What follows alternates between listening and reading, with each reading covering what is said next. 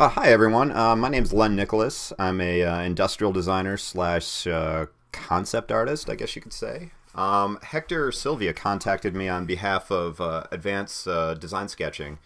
Gosh, almost a few months ago. Sorry, Hector. And he, I was really flattered that he asked me to do a sketch for you guys. So here it is, and I'll just talk you through one of my processes. This process right here is I like to work with painting and drawing simultaneously, and the reason for that is that with painting you can work directly in shape very early on, as opposed to with line where the process is you put down a line, you get a shape, you get a form.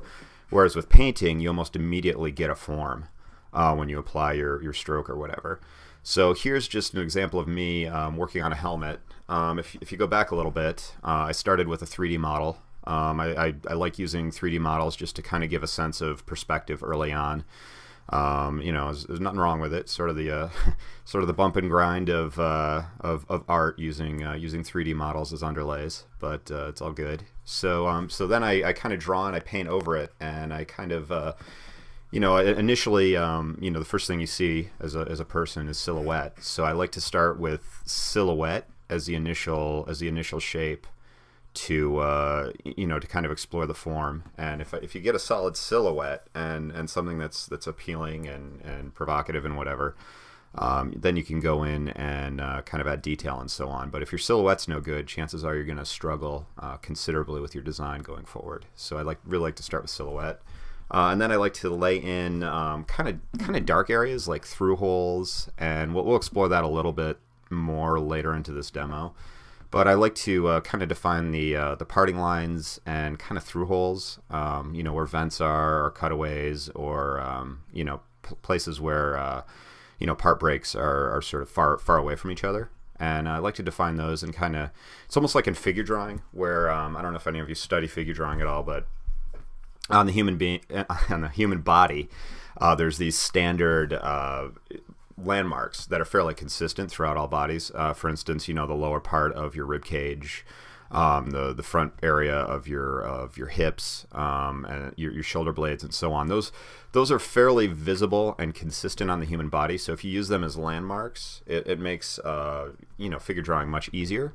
And I like to use that same principle in design as well, where I like to put, kind of landmarks or dark spots or whatever through holes in the design, and that kind of helps me visualize the form in its entirety in my head. So continuing on with this sketch, I'm laying in, something I really like is line weight. And if you see in the bottom now left of the screen is 3 lines I put down. I could do another video on line weight, but typically, like the silhouette line, I like to be the darkest. Part break line second darkest, and then anything indicating a spring line is lightest. Now this isn't a line drawing, so this doesn't really apply here, but it does in a way. Whereas like big part breaks will be very dark in terms of line quality, whereas closer part breaks will be much thinner. And that kind of helps describe the sort of manufacturing process that goes into the product that you're doing. Now this is a helmet for it's much more not as industrial design. It's more concept art, but the same principles apply. Where I think you, in fact, I do use this painting technique when I do straight industrial design work, as opposed to something more fantastical for a movie or a TV show or something like that. So you have to excuse me. I'm getting over a cold. That's why this is so late. Sorry, Hector. I intended to do this at the end of the new year, or end of 2016, but I got this nasty cold and it took me down for a little bit. So here we are. But yeah, I really appreciate your patience. But yeah, continuing on this, just drawing in some part lines and trying to push and pull. The beauty of combining painting with drawing is you get to kind of push and pull the elements much more subtly. Here's like a little skull that I drew, and just the holes in the skull define the skull, where you don't really need the outside lines. You just kind of need the shadows. It's sort of a lot of the principle I use in my design work is, if you have these through holes, they define edges, pretty effectively, where you don't really need to put down a line. And you know, I'll show you a bit more of this later. But going forward, yeah, the painting technique as opposed to drawing, there's a lot more push and pull and a lot more exploration of form much quicker than you would just by drawing, particularly on paper. The beauty of these digital tools that we have now is really you kind of have a tool for any occasion. I mean, you use CAD to lay down complex perspective grids fairly quickly, whereas it would take you hours to lay down a perspective grid by hand. Which is good to know, but now that we have these 3D tools, you can do it in minutes. So it's a huge multiplier to your productivity that you didn't have before. Another thing is that you can easily paint now using like Photoshop or Painter or you know, other programs. So really you have this myriad of tools and myriad of techniques. And so painting, oh, there's the 3D model again. Oh, here's another thing. I'm kind of reiterating the perspective that was laid down by the 3D software, and what I'm using is paths to kind of set up a vanishing point and a excuse me, a perspective grid. So that's just one way that the tool can help you out. Somewhere where computers are really strong is achieving the mathematics of perspective. So you know, looking forward at this. Yeah, you have to excuse me. This is my first video I've ever done, so I'm a little. You're gonna get a lot of ums. I apologize. Here's something that I'm doing: is I'm laying out a path to kind of more crisply define the perspective of the overall design. Because right now, you know, we've done our sketch. Now it's time to get into our final drawing, or final rendering rather. And yeah, so here I filled in that path. And right now I'm using just three different values, well, black, light gray, and medium gray, and that pretty much defines the whole form for me. And you know, it's pretty much all you need initially. Now I'm getting a little tighter, so I laid down a path. I defined the silhouette crisply using the fill path in Photoshop. And what am I doing here? Let's see. Yeah, it's sort of funny. I'm laying down this commentary after I've drawn it, so I've kind of like, what was I thinking? Yeah, and here, so now I have like the crisp silhouette of the thing defined, and I have it slightly opaque so I can see the underlay underneath. But right now I'm kind of defining the parting lines, you know, both thick and thin and major and minor, and these kind of these really help define the form. And in drawing or illustration or anything that you do, everything that you want to do, everything that you do, you have to ask, why am I doing it? Why am I putting a line down at this angle? Why am I, you know, putting this value there? Why is this part line that thick? Why is that one? And so on. You always want to, I mean, that's essentially what design is this sort of, you know, you need to be thoughtful consistently throughout your work. You know, you can't depend on, you know, happy mistakes all the time.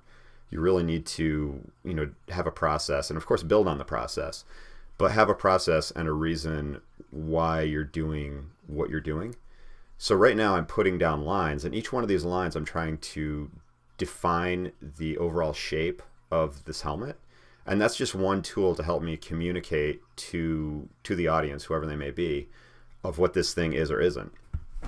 And you know, these parting lines help out with it. Now I'm not drawing per se like a line drawing. It's more of a painting, but you still have elements of draftsmanship in it. In that I'm laying down these part lines and defining you know, defining overall surface area, and that will help me later on down the line, you know, place in value and kind of get a real understanding of the overall form, because it's still somewhat undefined. I mean, a big part of this, you know, like you can just see the lines in the silhouette now. A big part of this is kind of, yeah, you have a process, but you're kind of sculpting. You're kind of pushing and pulling the form using this painting technique, and it's pretty exciting. I like doing it. You know, with line work, actually with any technique, I imagine with this technique I'll run into the same problem, and probably already have, is that your brain's like a record. You know, it gets these grooves in it, and the needle from the record player gets stuck in those grooves, and you know, you need to learn. You need to find ways to kind of pop out of that rut and kind of not be you. It sounds kind of weird, but you don't always want to be stuck in a style or stuck using the same shapes and so on, and you don't want the same look all the time. You always want to be growing and moving past it, and of course you want to be flexible enough to adhere to other people's styles as well. And something that I find helps get me out of the rut of looking like Len all the time in terms of, oh, that's a Len drawing, is changing technique. And this is one such, attempt here is to not be Len, is by painting as opposed to drawing. If you go to my Instagram, and please do, it's I'll have it up here somewhere. You'll see a lot of drawings, and you could definitely tell they're Len drawings. And then I have paintings, and they don't look like Len drawings, hopefully, but they look like Len paintings and so on. And you want to try different things to kind of break you out of your rut and to kind of grow past your own style per se, and to keep growing and becoming more I guess articulate as an artist, for lack of a better word. I'm not sure if that makes sense. If anyone has any any questions, feel free to.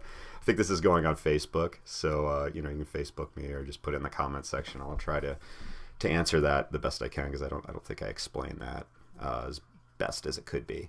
But here we are. I laid down the value, and forgive me, this is my first time doing a video like this, and the learning curve was steep. I imagine for you guys this is almost second nature, making these videos, but for me it was a good experience, but certainly there was a learning curve. But I missed a part, and that is when I started laying in value on the silhouette.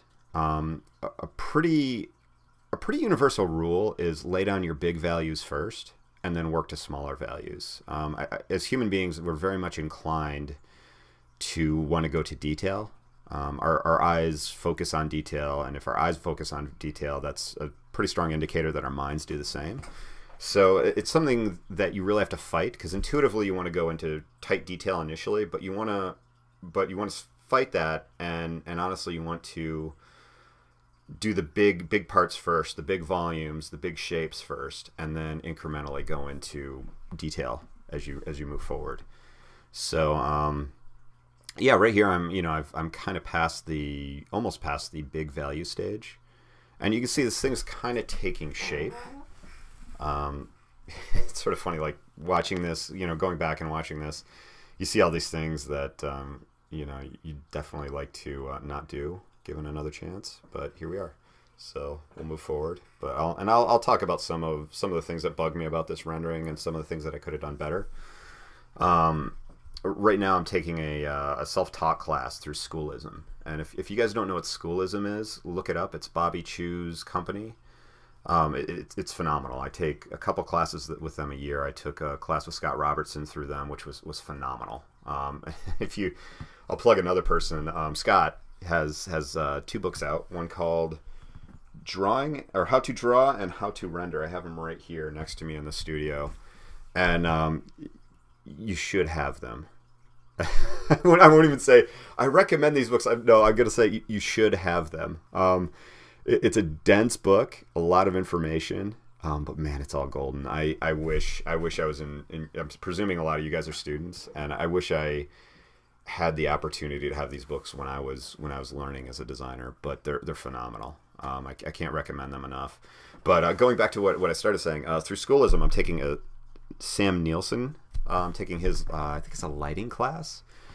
And he talks a lot about lighting, and something that bothers me about this rendering is I don't believe that my lighting and values are correct. And something that I could do to alleviate that is have something like a geodesic type shape, and kind of light that in maybe 3D or pull it off the internet and whatever, and kind of color pick from that.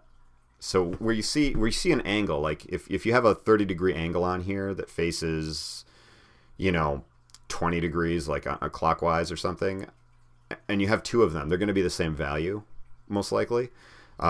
Depending on your light source, I kind of lit this with more of a spotlight where the light's closer. So, the light's going to fade off as you get to the bottom of the object. But, same degree planes that are facing the same way in space generally are going to have the same value. So if you have like this geodesic shape that has all these planes on it at different angles, you can kind of value color pick from them, and then kind of pick where your values are going to be. And I think that way I would have had much better value structure in this rendering than is what is going to result. So again, I'm babbling and making marginal sense, and I apologize.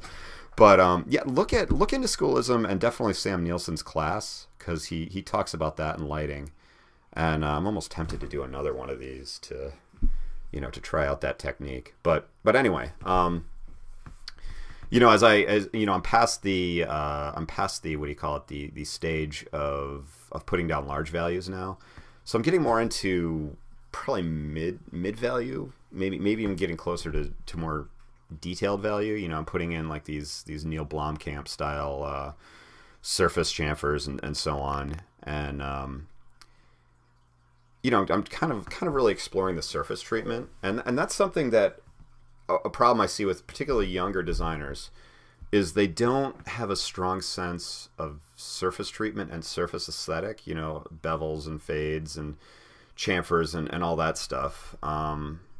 It's sort of funny. I mean, we live in the time of like, iPhones and so on, where there's not a lot of really ornate surface treatment that you might have had in years previous to Steve Jobs. Not to say that Apple isn't stunning, or Apple products aren't stunning, but they don't have that kind of nuanced or sculpted surface treatment. So I maybe that's my theory of why students don't have that strong of surface styling. But definitely take a look at things that have all those elements. I'm just trying to think like maybe like a Nairobi cordless drill or something like that, that really has chamfers and bevels and all those great things that make surfaces so exciting, and study those. Something I do. Gosh, I forgot who told me this, but you can't express out what you haven't put into your head. So you can't really design something aesthetically, and I'm talking strictly aesthetics here and style. Not really talking function, though there is I do believe in like the functional hook is very important to design no matter what you're doing. But stylistically speaking, you can't really express stylistically what you haven't put into your head. So something I do, and something I really encourage other people to do, is just go out and literally like just draw a product, or see a detail on a car or whatever, and just draw it. I'm fortunate in that I've had an opportunity to do some vehicle design for some cartoons and stuff, and when you draw something enough, you find little things that bother you, and your weaknesses really become visible. And something that was bothering me is just the front end of a car. My designs were I was choosing the same design over and over again. I was stuck in that rut, and I was just drawing the same thing over and over again. It wasn't particularly great. So what I did is what did I do? I think I went to the store and bought one of those like auto trading magazines, and because it's all like hundreds of different models of car fronts, and they're all shot from 3/4 perspective, so you see the front end of the car. And I just went through and I drew all the cars, and I get up at 5:30 in the morning. I'm an early riser, and I went to Starbucks because they have really good Pokestops there too, and I just drew cars for a couple hours every morning during my vacation, and it helped, and now I can express more because I put more in, so more visual stuff into my library. So I encourage you all to build on your visual library, and if you see something that you find particularly interesting or engaging, draw it, study it. It's a good habit. It's studying's fun. So continuing on this drawing, let's see. Yeah, I'm just sort of defining more edges. Sometimes I like to make the edge value in a different layer just so I can kind of erase and add to it, and kind of sculpt it and sort of nuance it into what I hope to be, a really nice aesthetic, a beautiful aesthetic. I got to tell you, I'm not super impressed by this design that I've offered to you guys, but I think it shows a lot of the principles that I'd like to explore. Yeah, here's something. If you zoom in, I put down some rivet, some fasteners, and the beauty of Photoshop, excuse me again, is you can adjust your circular brush to the angle and the degree of whatever the ellipse is, and then you just put it down, like almost just stamp it down, and it's pretty quick. And let's see, just adjusting some values and tweaking it. I'm not thoroughly convinced that my values are right. I really don't think they are, and I think again, going back to the principle of studying and putting things into your visual library, I think I need to do some value studies using that geodesic cube. Hate to say it, but I think it needs to happen. So I think I know what I'm going to be doing for my weekend, because I'm a parent now, and that's what I do on my weekends. I draw geodesic shapes. So yeah, party on, Garth. So anyway, yeah. So continuing with this, gosh, what's there to talk about? We got yeah, we only have a few more minutes left, so we're almost done here. I'll be exploring some other things. Oh, yep, here's the rivets going in. And there's, it's just quick. A lot of this is very abbreviated work, and with sketching and visually communicating, different deadlines, require different levels of work. Typically, the level of work I work very quickly, and that's not to slap my back. It's just to it's just a necessity of the industry I'm in. It requires a great deal of speed. It's very very crazy deadlines. I find it fun. Like sometimes I'll have a client call me up with just like this absurd deadline, and I'll be like, "You're out of your mind." Let's do it. Sounds like fun, but it's just madness. But it's fun. I like it. It suits the style of who I am and what I do very well. But yeah, typically I work very fast, and knowing how to abbreviate shapes and abbreviate in communication is super important. Like, you can't always be very straightforward in your designs. You can't be I just dropped a word that I wanted, but you can't be consistently literal with your designs.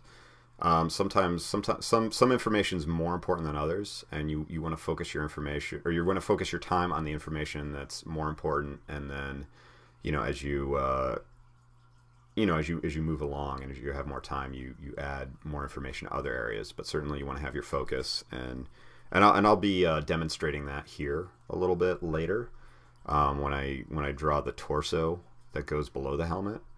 And that's really not really important information, so it's just very quickly and painterly applied, as opposed to painstakingly rendering and considering every little detail and design of it. It's not important, so you just throw something down. So yeah, we're getting to, okay, here we are. Here, right now I'm kind of throwing down the body that goes on the helmet. Now, initially I didn't think I would do this, but I felt that it was needed. So I think I have some of Zach Retz's brushes, of all people, and I'm kind of laying these down. And the reason why I blurred this is because the brush I was using was very textured.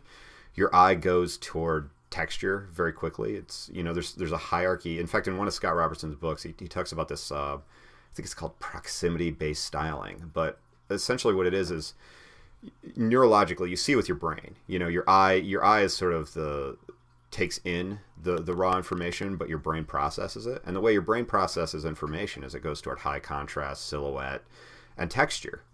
And if you have something on here that you don't want the audience to focus on, don't make it textured, because your eye will go right for it. That's something to avoid. So that's why I blurred the this shoulder pad stuff that I put down, and all the little lines and so on. The part breaks. They're not literal to, say, chest armor or shoulder armor. They're more intended to contribute toward the helmet design. So when you see the part lines and so on, they're really pointing toward the helmet and so on. and kind of bringing it out. So hopefully it looks okay. So right now, I'm getting toward the end of the rendering, so I'm just adjusting, levels and so on. And let's see, how far along are we? Geez, we're just about done here. So hey guys, thank you so much for this opportunity, and yeah, good luck. And yeah, if you guys have any questions or want to see anything else, I'd love to do this again. So take care. Bye bye.